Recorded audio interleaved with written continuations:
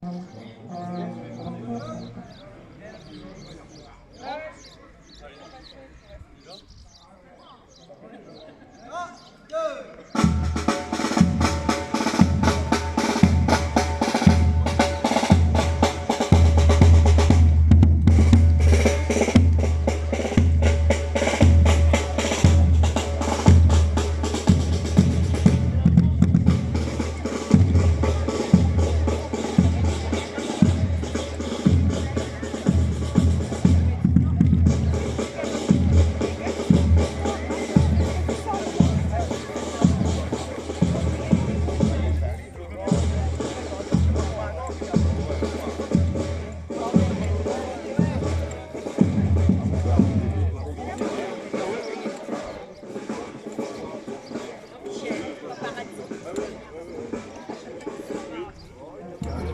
remise de la gerbe.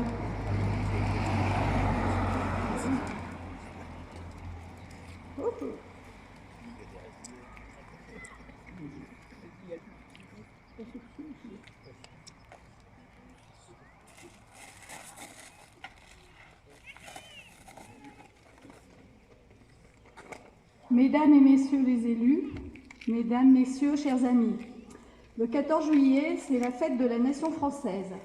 C'est le souvenir de la prise de la Bastille en 1789, laquelle incarnait le pouvoir royal déchu. Le 14 juillet 1789 fut reconnue tout de suite comme une date importante, puisqu'elle fut choisie l'année suivante pour célébrer la fête de la Fédération. Et en 1880, le 14 juillet fut reconnu fête nationale. Célébrer le 14 juillet, c'est fêter la République, notre République, avec ses valeurs portées par la Révolution, ensuite devenues celles de notre nation tout entière. La Déclaration des droits de l'homme et du citoyen, la liberté de la presse, la liberté d'association, l'instruction laïque gratuite et obligatoire, la séparation des églises et de l'État, la liberté syndicale, le suffrage universel.